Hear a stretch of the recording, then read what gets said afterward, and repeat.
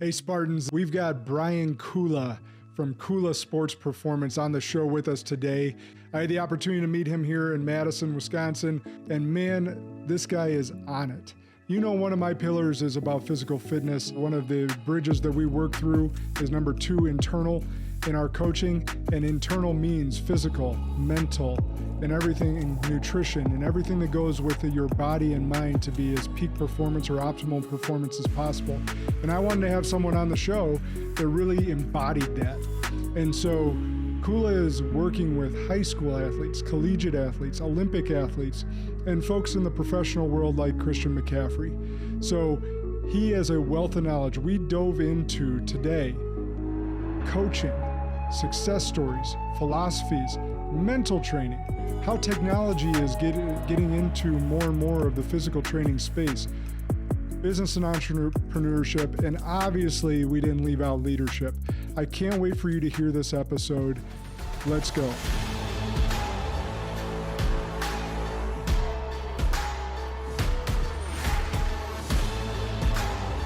This is Sparta!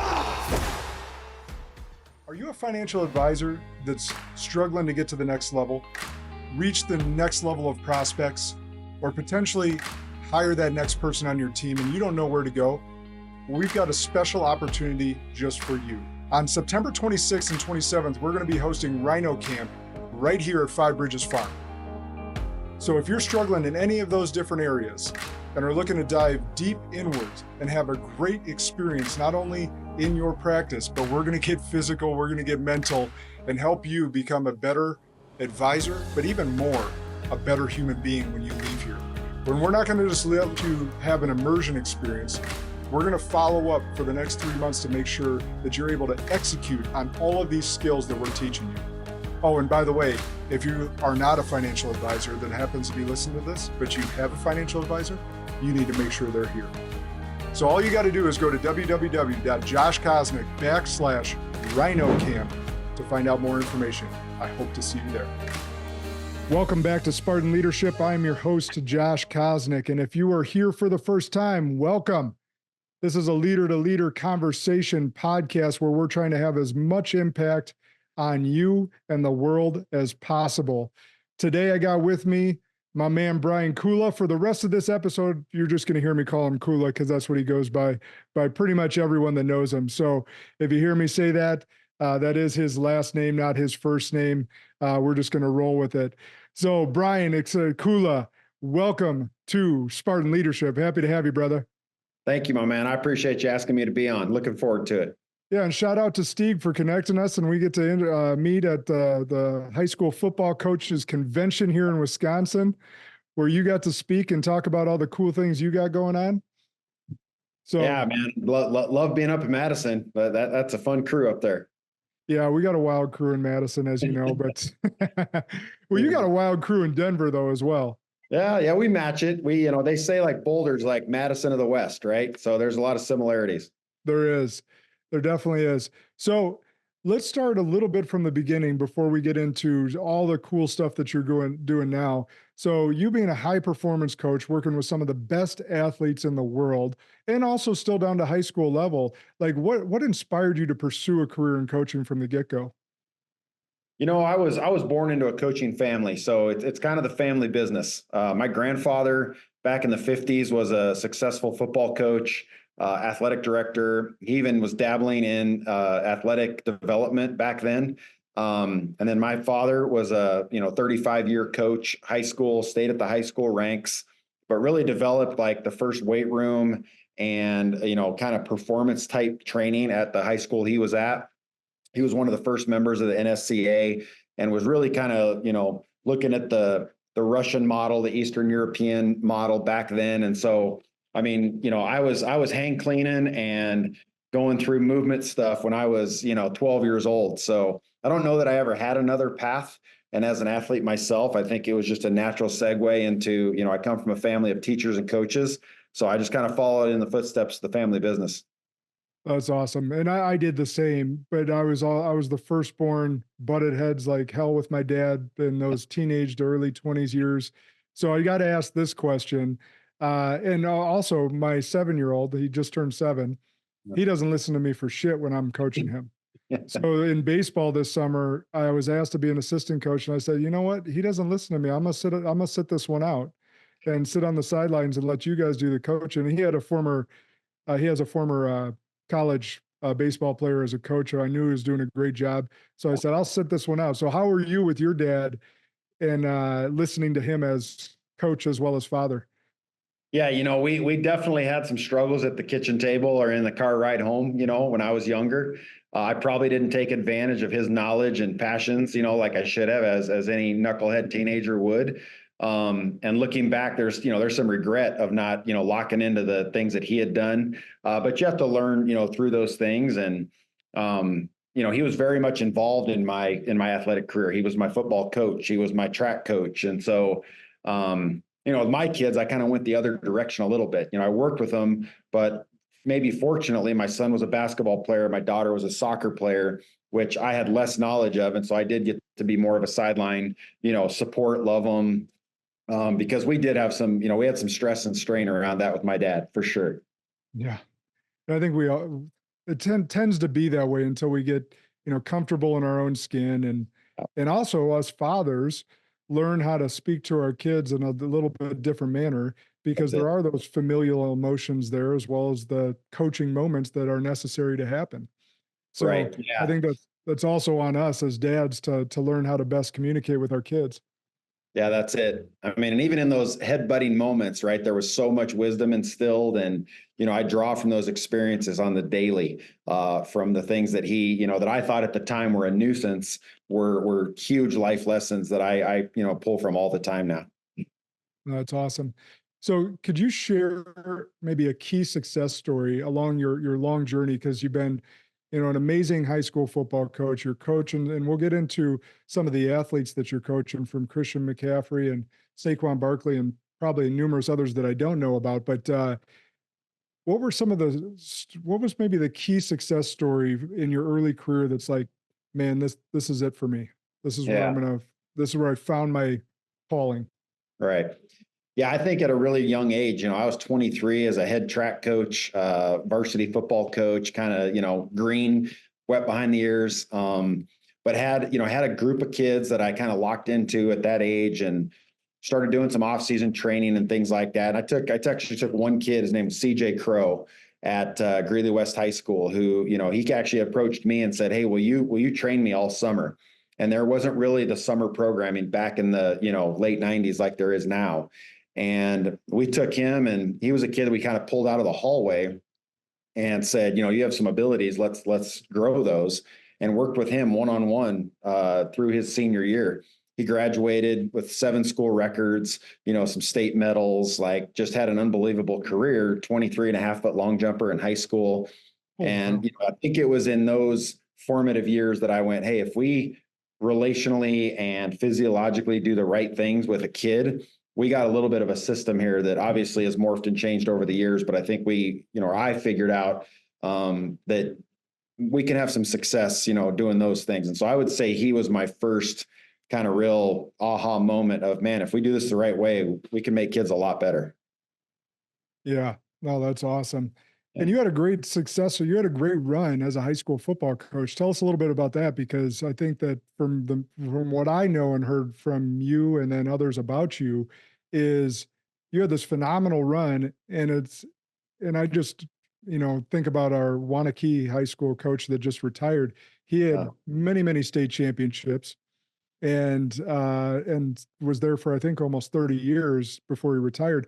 Most coaches that have the run that you have typically don't hang up their whistle that quickly. So tell us a little bit about the success you had, and then why you chose to step into going totally sports performance and away from the high school football coach. Sure. I think, I don't know. I've always been kind of a growth mindset guy, not afraid of some change. I think, 25 years and having a little bit of success. COVID really is kind of the time frame at which almost maybe thrust me into this, because I was forced, we were sidelined, I think it was right before our track season in 2020 when the world came to a halt. And I was just going to still keep training guys. And I had Christian, and I had Evan Bayless, and I had some of these, pro athletes. And that grew into some kids doing it. And I just found that like my joy came from seeing the development of athletes. I didn't really necessarily need, titles or, coach of the year or those kind of accolades. Wasn't really what turned my crank. It was more just seeing an athlete go from A to Z. And, so it just kind of organically made sense. I felt like I had accomplished what I wanted to accomplish in high school, and was fortunate enough to have great kids, be at great programs, have good people around me to, win some titles, take some rings. Like all those things are really fun. And there are times when I miss the team environment of coaching and, building something, but I just turned that into a passion of building a business and, even being able to develop more athletes, because we're not limited now to a school or a team. We get to, anybody that walks through the door, we get to work with. So I feel like our impact's much greater. And I think we saw that and thought, this is what I want to do in my next chapter. I'm not a guy that's ever going to probably fully retire. I got a lot of energy. I'm an old guy now, but I still get excited to get up and go work with kids. Had a session today with a Stanford sprinter that I coached in high school. And it was like the best part of my week, of just getting up and programming for her and getting her going. And so I don't know, there's just a love of the development piece. I think we're always trying to do it better. So it's like a just challenge to me. As a former athlete and coach, like I'm just competitive and I want to be, the best at what we do. So it wasn't really like I hung up the whistle. I just hung up, I guess the formality of a team and turned my focus into the business side of things. Yeah, I want to key in on something you said there for the audience because it's really important. You were finding your joy in more in impacting the players instead of winning titles, getting Coach of the Year awards, stuff of that nature.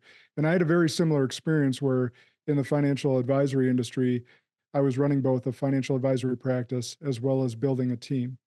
Mm-hmm. And I found more joy coming from recruiting and developing others and helping them achieve visions that they'd never thought possible for themselves. Yeah. And you really have to, when you're at a fork in the road, or even maybe if you haven't reached that fork, you have to pay attention to where is your joy coming from? Because if you can match joy and income up, that is the path. That is the pinnacle, right? So if you can match those two things up, because so many people go through their lives miserable in their jobs, miserable in the circumstances that in the environment that they've set for themselves, because they never really took stock of where their joy comes from. Now, there's plenty of things that I find joy in that I can't earn an income in. Yeah. Right. Like I love hunting, but I haven't figured out a way to earn enough income to provide a lifestyle for my family in that.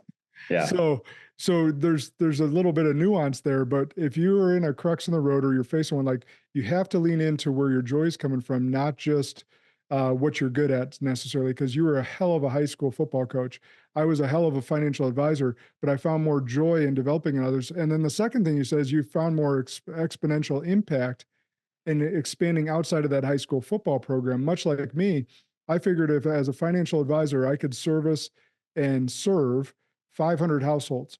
However, if I recruited and developed 100 advisors that could also serve 500 households, now my impact is far more exponential. And that's what I leaned into. Yeah, that's exactly right. I have a little saying that I'll share with my team sometimes, and that's passion over paychecks, and fortunately, we've tried to create an environment where you can have both.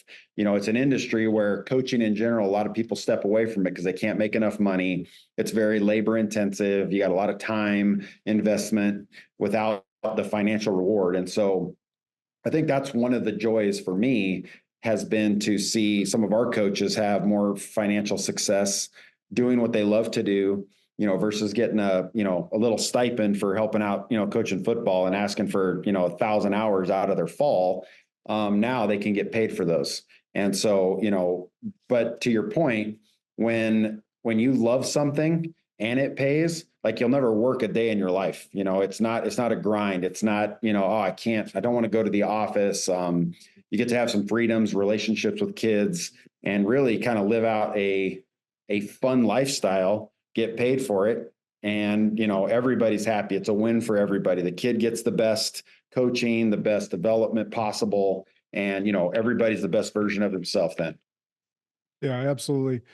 So I have 5 bridges that I coach people through. The first one's spiritual. The second one I call internal, but really it's your physical being, your nutrition, your mental health as well, your brain health.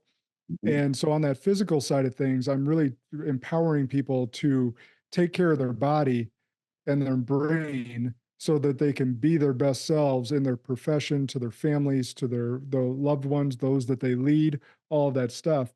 So that's kind of my model. And I'm curious how you incorporate or how you set apart Kula Performance Yeah, from all the other training methods out there. What's your guys' philosophy? sure. Well, I think to you, I mean, I think there's a holistic approach at some level. We just launched a mental performance arm of our company that my sister's running because it's super important, right? The physiology and the physical development of an athlete is, that's what we are and that's who we are. We do that through a speed priority type system. We think, speed is kind of the metric that moves athletic development. So we're really heavy into speed development. But then, relationally, we talk a lot about, how do you interact with the kids? Are they loved? Are they known? Because that's that spiritual component that you're talking about. We're in a secular, environment here, but I'm a follower of Christ. And I feel like, being able to speak to that sometimes to athletes is a great way to connect. And so they're being developed spiritually, physically, mentally, emotionally, and all those things. When those things align, you have great success. And I mean, obviously, when I was at Valor Christian, we had that. Those were non-negotiable, areas of development for the athlete. And it was, after 13 years there, you definitely saw the success wasn't just because it was all athletics and all physical development. And so, in this environment, it's a little harder to do that because we see kids, 2 hours a week. But I always encourage my coaches and myself when I coach an athlete, it's a relationship, right? And we're going to try to dive into all those things. And a kid might have, the highest power levels you've ever seen, but if they can't, feel good about it, or they get anxiety, or all the other things, then it's all for naught. So I think we have to take a look at the full spectrum of what athletic development really is. Yeah, you're training them for life, not just to be a That's better it. athlete. That's 100%. awesome. There's something you said there that I know you're going to dispel for some of the audience, because we've heard announcers, especially on the football field, say this for decades. You can't teach speed. Tell them I why they're love wrong. when somebody says Tell that them to why me. they're wrong, Kula. Hold my beer.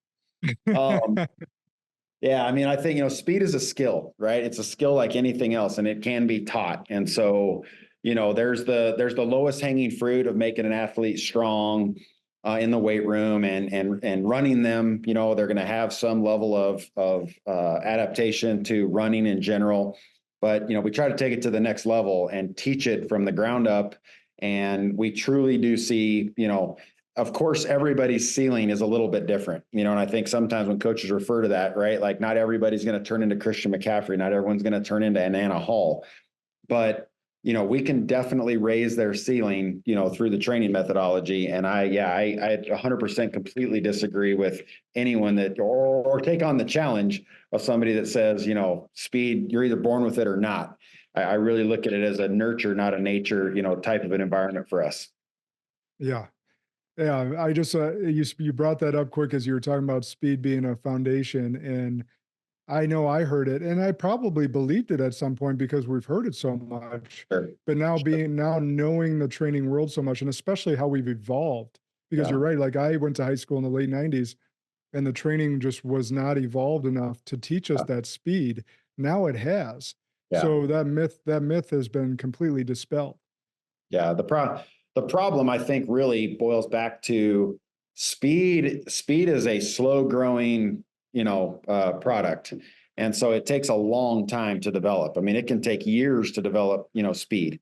Whereas oftentimes coaches will default to like strength, because strength can be a pretty quick upsell, and you can make somebody stronger. They see more, instant results, which obviously we're a society of, I gotta know right now, I want to improve in 2 days or 3 days, whatever it is. So speed is just, repetitive, monotonous work over a long period of time. And sometimes we get too anxious. And so, oh, well, I can't get faster. Well, you gave it 3 months, you need to give it 3 years. and be consistent over time with those, trainings, and then you'll see the fruits of your labor. So I think that's why sometimes it's frustrating to people, because it's not an overnight success. Much like anything that's worthwhile, right? Exactly. That's entrepreneurship for you. That's raising kids. That's anything that's worthwhile does not happen overnight. So That's right. remember that with speed as well. Yeah. So how do you, I'm trying to think through this question because you're helping, with strategies to help athletes maintain, I don't want to say peak performance, but optimal performance year round. And I'm trying to parlay that some of the strategies that you utilize with your athletes for, say, the corporate athlete, someone like me that's trying to stay in optimal health and performance year round to be the best version of myself for everyone that I impact in my world. So what are maybe some of the strategies, and be it mental or physical, for the athletes that you use that we could parlay to the corporate athlete? Yeah, I think a couple of high level things that are common in that are, a commitment, right? There's got to be a strong commitment to development, and that can take a lot of patience, but you got to commit to it and stick to it, but I also think too, you got to do, the right things, right? A commitment to the right things. And so sometimes there's the concept of, do we want to get, sidewinded by a whole bunch of different things, or do we want to really hone in and be kind of a 1 inch wide, 1 mile deep type of an environment, which sometimes isn't very sexy. And I think people can lose focus and, direction on that. So I really think, that applies to just life in general. Lock in on something, stay committed to it, and do it really well over time. And then you're going to see progress, right? I think when people get derailed is when they start, I want to try this, and this isn't working in 2 weeks, so I'm going to try something different. And every time you make that change, you're kind of starting, hitting the reset button on that long-term development. And so, we're a society of instant gratification, and we want things to happen easy and quick. And training is probably the best environment to show that if you just lock in over time, we see that consistent growth. I think that could be applied to, a banker or somebody that works at a grocery store. It doesn't matter. You just got to lock in on one thing and be really good at it. That's right. So I want to transition a little bit to some of the athletes that you're working with. First, how does someone, let's say they're a trainer that's listening to this, a business owner of it, whether it's a gym, online training coach, whatever it may be, how do they build a reputation such that they're able to work with a Saquon Barkley, a Christian McCaffrey, some of these high-level athletes that you are privileged to serve? Yeah. I get asked that. I get asked that probably once a week on Instagram, right? I have a young coach. I want to work with, pro athletes. What do I do? My answer is usually lock in for the next 20 years. And if you're lucky enough for somebody to pick you, then you'll have an opportunity to work with a highest level athlete, which will then likely give them, others the confidence to, reach out to you as well. I think there's a certain element of some luck in there, because, you got to have a little bit of history, right, before some really elite high level athlete picks you to oversee their trainings or $1 million athletes. And that doesn't just happen because you got your certification or you graduated from exercise science program. So I think there's the humility of, you got to do the hard, dirty work first. I coached for 25 years before I really took over the full programming for a professional athlete. And I was, they were under my direct tutelage and guidance. And so, sometimes that can be discouraging for a young coach to hear. And sometimes young coaches are lucky, they're 3-4 years in the industry and someone picks them and that can help blow up their career. Me, I was just very, very fortunate to have a collection of athletes, even in high school, that were to be very high. I helped them, we got a gal going. I'm going over to the Olympic Games this week to watch Anna Hall compete. She's a medal contender, possibly a gold medal favorite. And I taught her how to throw the javelin. I helped develop her as a hurdler. There were things that she didn't really know how to do when I coached her. And so, you get a little bit lucky of that person being in your, under your umbrella, and you do a good job with it. I think then you have the opportunity to, bring in others. But I don't know that a young coach is just going to snag a, a Pro Bowler or a Olympian, right out of the gate. So there's just a lot of patience involved and humility of, hey, I'm going to take whoever's in front of me and do a great job with them. And if that gets noticed by the next person through the door or, 10 people and it grows, I think there's got to be an element of, chop wood, carry water, and just, do the best you can with the kids that you have in front of you, no matter what level it is. I think that's prudent advice for anyone in any industry. You got to be able to carry the crown before you wear the crown, and be willing to carry the crown before you wear the crown. All right. So Christian McCaffrey, you've been with him for a while. Obviously, I think he's the best NFL running back. I mean, some could argue that. And he's also had longevity in the NFL. And he's also overcome some major injuries. What do you think? What do you help with on the mental side for when he has a major setback, knee injury or something of that nature? Because let's say it's an ACL, as we know with most athletes, or not most, but let's say a lot of athletes, that can take them away from their career permanently, or they may never come back the same person. Nowadays, it's gotten more and more, Adrian Peterson a number of years ago comes back in 9 months, and that was unheard of. And, but there's a lot of uncertainty about, will my knee ever be the same again? And it's a lot of times the mental part of the athlete going, because the doctor could sit there and go, no, the knee's stronger than ever. But the athlete's got to get through the mental hurdle and believe that it's stronger than ever. So how do you help through that? Yeah, I mean, I think from when you're mentoring or you're alongside somebody who's going through a return to play, you have to be patient with them. They have to have that lock-in mentality. And I mean, I don't think it's any different than a healthy athlete training of a injured athlete that's back. Have to be diligent with the work that takes place. There's just a lot of extra stuff that happens with scarring and, tissue repair and, reintroduction of proprioception and all the things that go along with an athlete that's been injured. If they are committed to what it takes to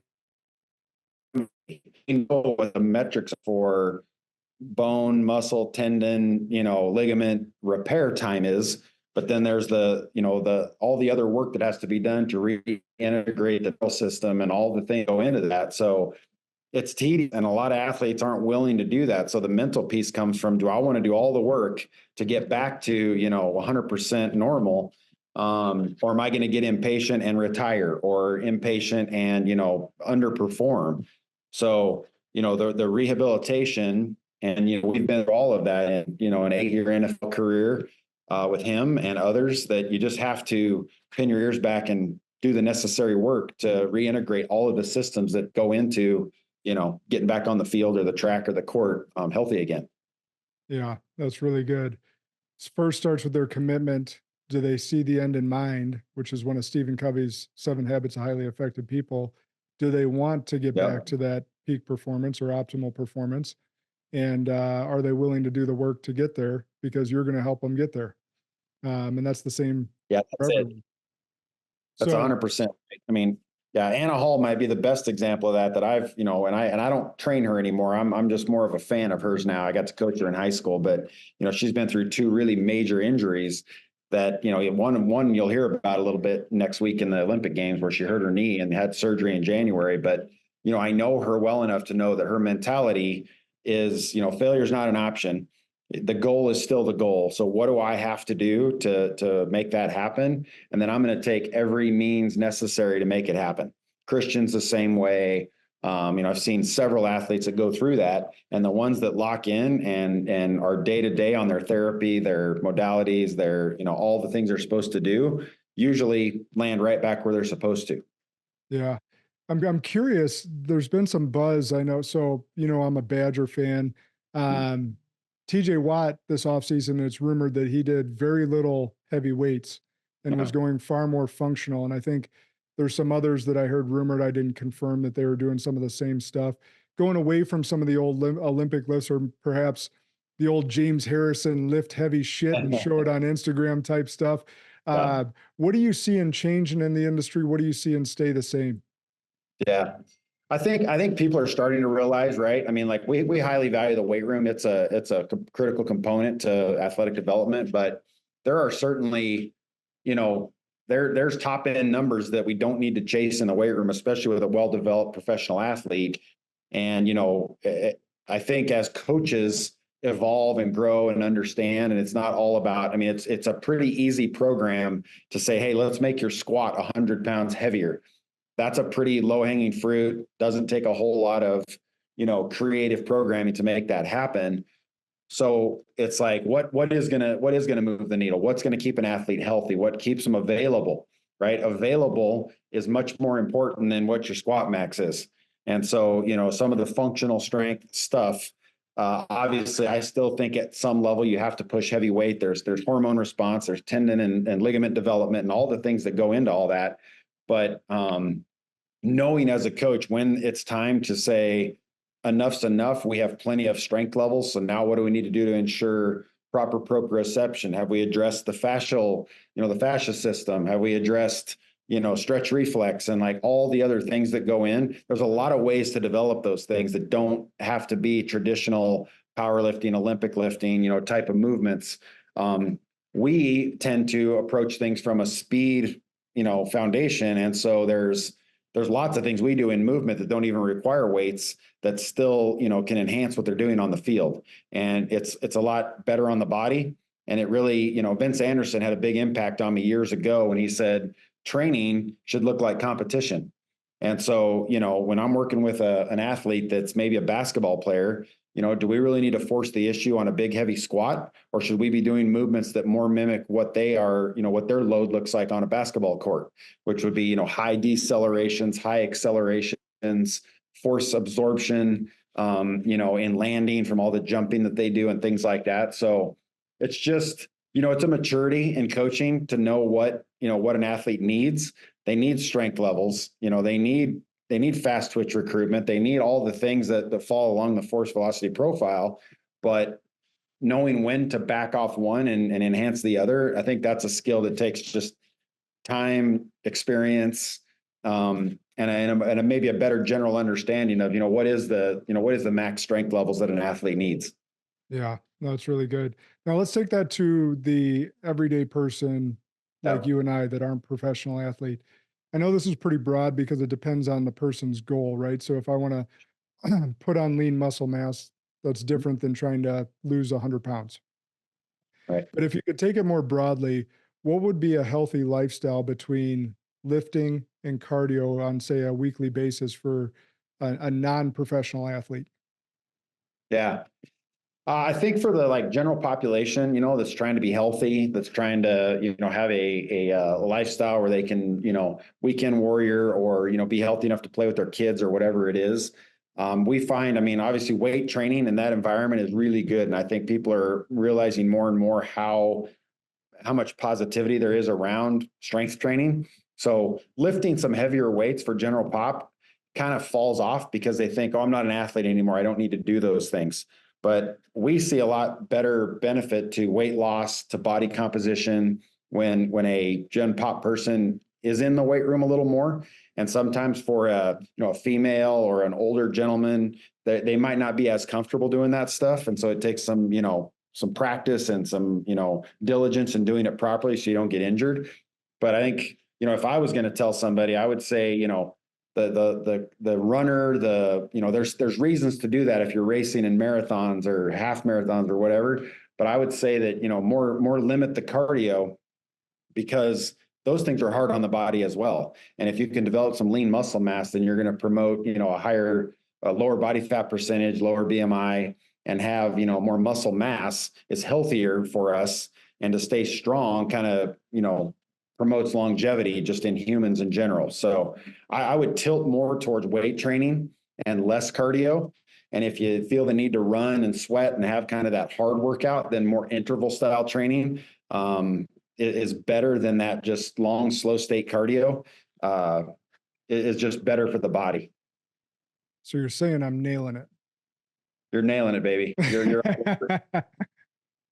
So our philosophy is like, you got to run fast, you got to lift heavy, and then rest and recover often.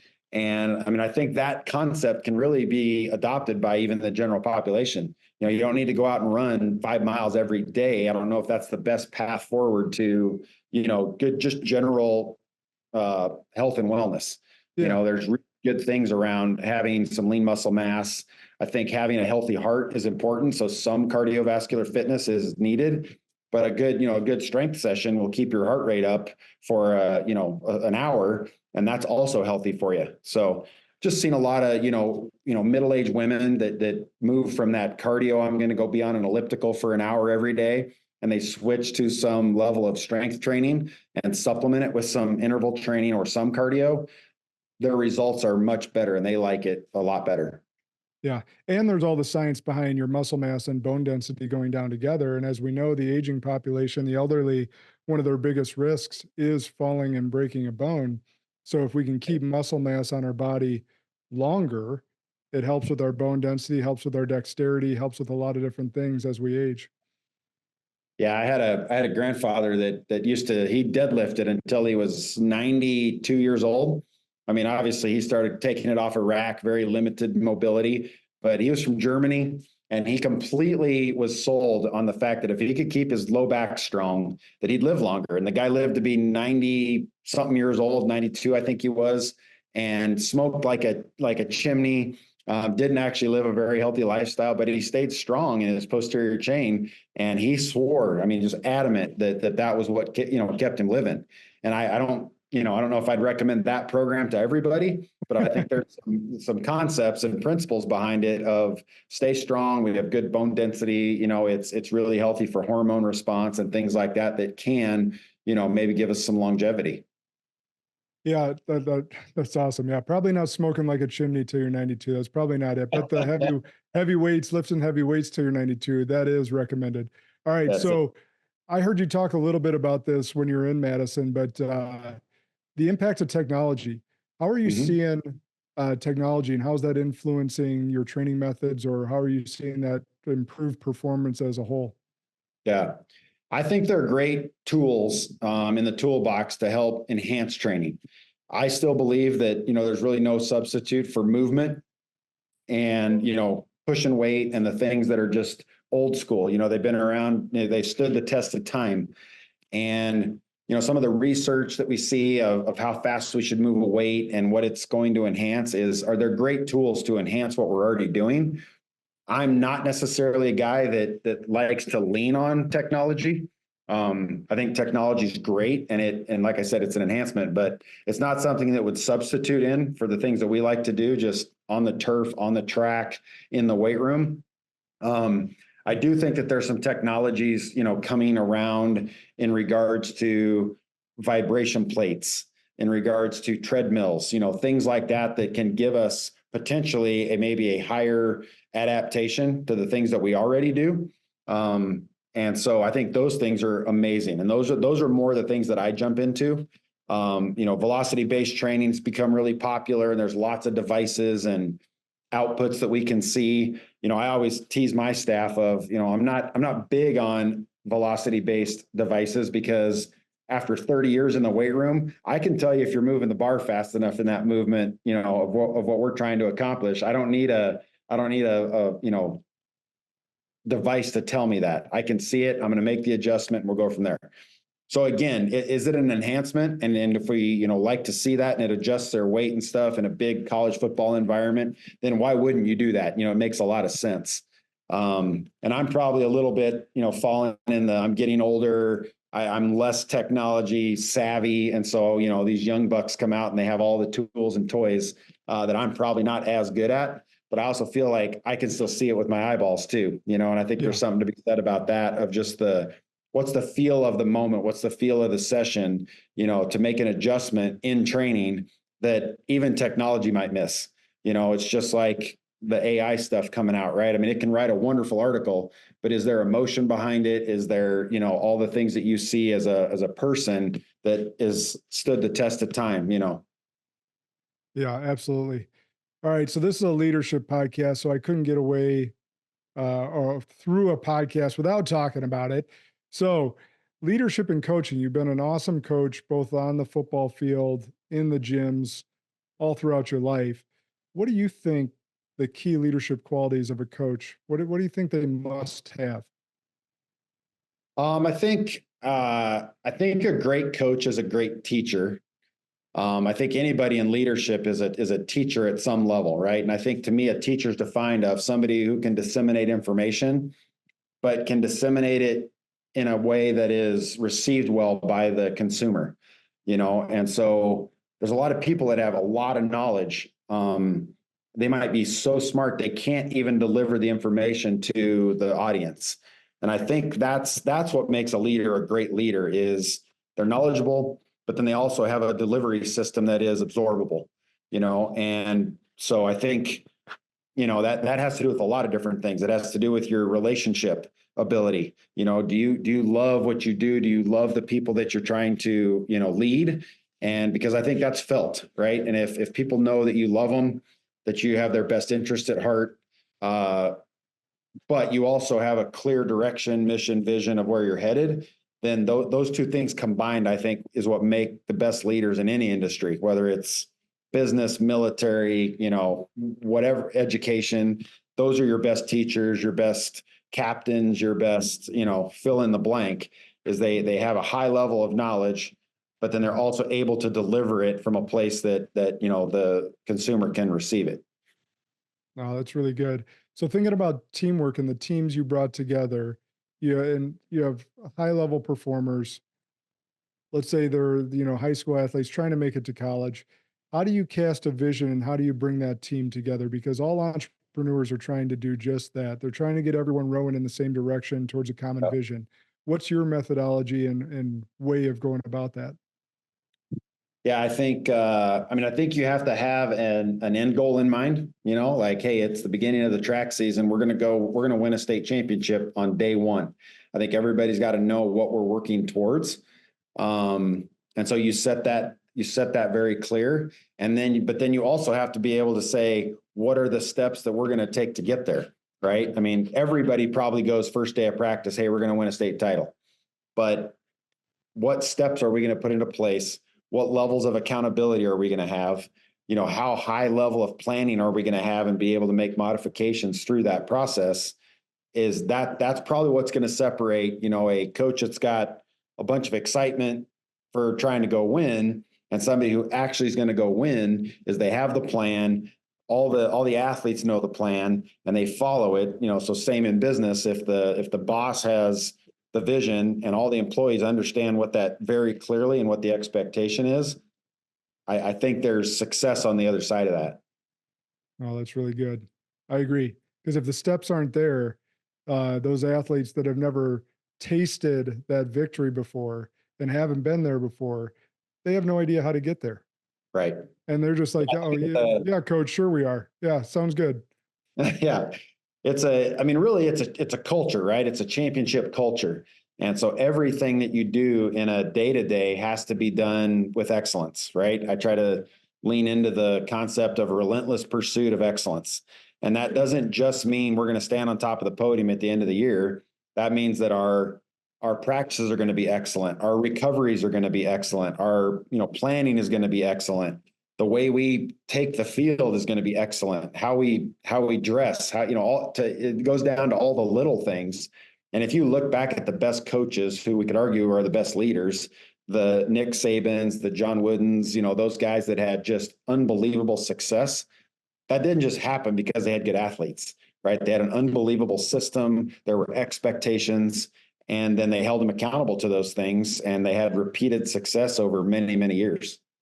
Yeah, 100%. And some great coaches you brought up there. All right, we've been burning through questions, and I love it because we're getting all that knowledge out of your head.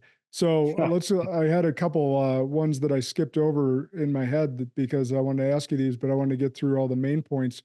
Let's go back to some of the high-level athletes that you're coaching and what makes them different. So for those that don't know, someone like a Saquon Barkley or a Christian McCaffrey, they were recruited and told that they were the best and catered to since middle school. Mm-hmm. And so for a lot of recruits like that have been told that they're the best and catered to and told how special they were, once they get to college, either they don't pan out, or if they make it to the NFL, which was their goal from childhood, they don't necessarily live into the potential that they once had because they get that kind of spoiled mentality. Both of those guys seem like extremely humble and also extremely hard workers, that they continue to get better at their craft. Yeah. And especially Christian with his longevity so far in the Yeah. NFL. Now, granted, Christian did have a professional father, and his mother was also a high-level athlete herself. So he did come from a stock of people that knew what it took and also could help coach them up at the same time. So he did have that advantage. But even yet, you could rest on your laurels at that time. So, like, I want people to get a glimpse into what is the mindset that they have or characteristics that they have that sets them apart from many others that just make it to the NFL and don't fulfill their potential. Yeah. I mean, having been fortunate enough to work with, several of those type of individuals, there's a difference in, I don't want to call it like they're never satisfied, because I think there are moments of satisfaction, but almost to a person that I've had at that level, they are never completely satisfied. And there is always room for growth. There's always room to do something better. And they're willing to make the sacrifices to do that, to kind of look forward. They look backwards to be able to look forward, better for the next year, the next season, the next Olympic cycle, the next, World Cup, the next Stanley Cup run, whatever it is. They just have a relentless pursuit. And I don't know, yes, Christian had a dad that played 13 years in the NFL, and Anna Hall had a dad who was a 3-sport letter winner at the University of Michigan. And, Wyndham Clark, who was a golfer that I had at Valor, I didn't work with him directly, but I just know the family was highly successful. The dad was a successful businessman. And, there's almost just, they've seen what it takes. And it does take a special individual to lock into that and truly just pound the stone, throughout their career. It's really easy to be satisfied with, oh man, I mean, I got, Christian this year. I was the offensive player of the year. I mean, arguably he's the best player in the league this year. And his mentality coming into the offseason was, I got to be better next year. I came up short in these 4 or 5 goals. We wanted to win a Super Bowl. We wanted to, I wanted to break this record. I want to do that. And that mentality, right? A lot of people would, go to Mexico for a month and celebrate the successes. And he went right back to work. So that's just a common thread, I think, with those guys. And again, it's almost an obsession, right? Where it's, I want to be the very best and I'm willing to do whatever it takes to do that. So that is a common thread. How they get to that, that's, if you can answer that, you probably got yourself $1 million product, probably $1 billion product. Yeah. Knowing how to give that to somebody, they got great mentors in their life. Maybe they've seen how others do it, or maybe they've seen how others have done it that hasn't worked out and they know what not to do. Sometimes that's equally as important as, what to do. And so, if they're really into it from a headspace where they're paying attention to, hey, I saw that guy. And, Christian, as an example, always looks back at the really great running backs of the Barry Sanders, the Marshall Falks, guys that had extended careers. And he's interested in, what did they do? How can I do, how can I be in that similar vein versus, what's the easiest path forward? I've just never seen anybody that's had massive success like that, that's taken the easy road. So yeah. I think it's a combination of a lot of those different things. And there's athletes that come from zero athletic talent, zero, any background, and they still have a high level of success. You hear those stories, but somewhere along the way, they were influenced to have a mentality of, I'm never going to quit. I'm always going to do things that, the hard things, the monotonous things, the stuff that nobody else is doing to be the best at what I do. Or sometimes it's being slighted or feeling slighted that motivates them in those regards. But sure. I was thinking as you were saying that is I got paid this early advice, paid this gift of this or early in my career of this advice that's from a very, very high level financial advisor that I looked up to. And he said, Josh, because I was struggling with this contentment satisfaction thing. Yeah. Right. Because never feeling satisfied, because that's how I feel. And he goes, Josh, content, never satisfied. Feel content, feel contentment with what you've achieved. Feel contentment with who you are. Be comfortable in your own skin, but never be satisfied because there's always something to give. Like for instance, like if we cut open an orange and we're trying to do fresh squeezed orange juice, are we just going to squeeze out half the orange juice? Are we going to squeeze the living hell out of that thing to get everything out of it? And that's what God wants from us, is like he gave us all these gifts, buried them down deep within us. And it's upon us to discover just how deep those gifts go and squeeze out that orange. Because like, who wants to, like, then there's plenty of people that do this, but I just want to pose the question to everyone. It's like, who wants to live a half squeezed life? Right. Like, that's not inspiring to anyone. That's it. Right. So you got to figure out how to squeeze out the orange of every gift that you have. That's right. I mean, you reference God, and I'm a big, I'm a big follower of Christ. And I think, parable of the talents, right? It's like, hey, I gifted you with, a lot. I expect a lot from you. And so I think, obviously some of these people are they're gifted, right? They're gifted athletically. And so are you going to just ride that out? You're going to bury it in the dirt, or are you going to go multiply it? And so I think, that's a great lesson for us all to learn of, we aren't supposed to just get to a level, like take that level as high as you can possibly go. Yes. Yeah. And Christian's going to take it as high as possible and end up in the Hall of Fame. Man, love watching him play. I got to ask you this just off kilter, because like he's, since probably Peyton Hillis, who had a good couple year run, the only white running back. Does he feel, has that ever come up, or does he feel any slight or obligation in any regard, or does he just go and do what he does? He just goes and does what he does. I mean, I don't think that's really ever part of the conversation. I mean, he wants to be the best running, he wants to be the best player that ever played the game. He doesn't care, color of skin or, where he came from or, NFL pedigree or not. He just, it's not really part of the conversation. I mean, I think we all know that that's kind of hangs out there, but yeah, he and I don't see it that way. It's just, got a bunch of athletes and he wants to be the best to ever do it. And that's how that's frankly how the world should view this thing, because no one should judge based on how much melanin you have in your skin regardless. That's right. But it's just one of the dichotomies that gets brought up as like he's the great white hope at running back because he's the only one. So that's right. Yeah, you're not wrong. And you can always find, something to lean on. It doesn't even have to be, the color of your skin. It could be any amount of other things where there's advantage or disadvantage or whatever, in an athlete's life. So yeah, no, he's someone who just works hard.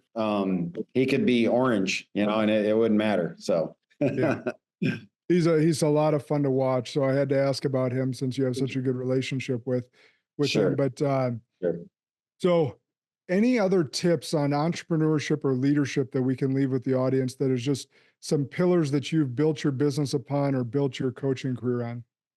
Yeah. It's funny. I got asked the other day just about business, and we've kind of had some success and spiraled up and grown and scaled. And I think, I've tried to run my business like I ran my teams. I think I have a good ability to relate to kids and my coaches. And, I think probably first and foremost is you have to make sure you have the right team, right? You got to get the right people on your team. Kula Sports Performance is not anything without my team, right? Like, I mean, my name's on our t-shirt because it's a family legacy, not because this is all about me. I have an unbelievable staff and team that works really hard. There's common vision, and alignment. And I think that's probably, if I had to give anybody advice, like that's hiring good people, and having really good vision, and then letting them execute, letting them have some ownership and stock in what you're doing, is huge. If you can't micromanage, you can't, lead out of fear. You have to motivate people to want to be the best versions of themselves, give them opportunity, and then champion that through encouragement, through, rewards of, system, whether it's financially or just, attaboys here and there. I think that's worked for me with high school athletes when we were, having success in that. And it's worked for me in business of, I got to find the right people, get them on the bus. And, you said it before, get everybody rowing in the same direction. I think that's super critical. That right there is class act and humility, everyone. So he's just about to finish up a 22,000 square foot build out, but it's nothing without his team. And what he said there was really, really key because a lot of entrepreneurs, you do everything by yourself until you can hire the team. And then oftentimes you micromanage them because they're not doing it exactly the way you would have done it. But you got to realize they're their own person. And as long as they're fitting your core values, they're helping you achieve the mission, it's okay for them to do it their way. And oftentimes their way might be better than yours. And you got to have the humility to accept that. So what he said there was hire great people, don't stand in their way, empower them, develop them, give them attaboys or attagirls, like encourage them. That's what he means by that. Yeah. And really enable them to help you grow your overall vision and grow into that vision. We are nothing without our teams. Right. And the leader of those teams cannot have too big of an ego where it gets in the way of you achieving your vision, because it's not about you. At the end of the day, it's about everyone that you serve. As a leader, you're not the boss, you're the leader. And being the leader is an act of service, not a position of power. Yeah, I So, think, something that I saw years ago was, a leader isn't somebody out front pulling everybody else along. A leader is somebody who's in the back, kind of pushing, from the back. And I think that resonated with me a long time ago of, I think my dad even said it at one time. He said, don't be the guy that had success standing on the mountain all by yourself. It'll be a lot more joy filled and a lot more fun if you have the whole team with you at the top of the mountain. So I think it's more of that encouragement push from behind versus dragging everybody along with you. And, again, you get satisfaction out of those guys. I talk a lot to my staff about, dead center of what we want to be and who we are. And if Brian Kula is writing the workout and, doing this, then that's dead center for us. But then we put guardrails around that as if we're on a road, and we give our trainers enough freedom to, bounce back and forth between the guardrails. Don't get outside the guardrails, don't go outside company policies and programming and the things that, we don't want to see, but stay within the guardrails, which is going to give you some creative freedom. And to your point, I've taken, recommendations and training methodologies and systems and things like that from the coaches that work for me, right? Because you kind of have to have an open mind and let them have a say in what we're doing. They have great minds too. And some of them might just not be, 30 years in the industry and have had, some of the experiences that I've had, but they're on their way. And so, you want to let them feel like they're not, in chains. And it's hard to give up, some of those freedoms to them if you see stuff that's not going well. But I think it's critical to champion forward your brand and, have those guys have interest in wanting to work really hard for the brand. yeah, we call that letting them dent the car without totaling the car. That's giving right. them a little That's bit right. of wiggle room to be able to make some mistakes and then course correct them as they dent the car, just like That's it. our dads would. So before I ask you my final question, you're working with teams and training people all over the country. How could people reach you, find you, follow you? What are the best methods to do that? Sure. Yeah. I mean, I think we have an Instagram at Kula Sports Performance. It's a great place. We post there quite a bit, try to honor our athletes. That's a good way to get, in touch with us. Our website is kulasp.com. You can go there and find out more about our company and business. So those are probably the two best places to find out what we're doing here at Kula Sports Performance. Awesome. And we'll include those in show notes as well. My final question I ask everyone, Kula, is what is an unpopular belief that you hold to be true that you believe others would mostly disagree with you on? Oh boy. I think something that I've been, maybe accused of is I'm not, weight room is not the clear path to athletic development. I think sometimes that's an unpopular, opinion. I'm not big in a spine loaded, back squat kind of a guy. And so, I think that's tipped some people the wrong way at times. We like to have the weight room support what we do in speed development, in the movement, and it is a component of it, and it's very critical. But we don't prioritize it. And so I think sometimes that, in the industry anyway, that's a little bit of a, wait, you don't do what? I think that's a little bit of an unpopular, decision. I also think too, our philosophy around rest and recovery, which is, as a business owner, I guess we'd like to see kids 7 days a week. I'd make a lot more money. But we really don't want to see athletes more than 2 or 3 days a week because we're trying to manage their overall volume.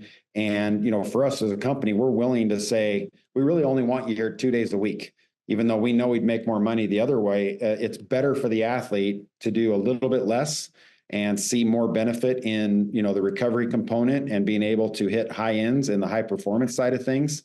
And so that's another area where I think we're a little bit different. The grind and the I can't walk out of the weight room or I can't sit down on the toilet, I'm so sore and tired. We don't adhere to that philosophy. And so, we do end up butting heads a lot with different coaches of, we got to run gassers or we got to run, repeat 400s to get a quarter miler ready to run the 400. And we've done things a lot different and had some success with it. So I can stand behind it, but it's not always popular. Yeah. Well, I love that. You stand on what you believe in and what you've had success on. And that's part of the reason I asked the question. I get answers across the board from political to their lane or whatever, everything in between. So I love asking that question. So thanks so much, brother, for being with us today. Hey, Spartan, share this far and wide. We got through a lot of topics, picked his big brain on a lot of different things that I know is going to impact the world. So share this far and wide. Remember, the good and great are the enemies of possible. Lead like a Spartan today.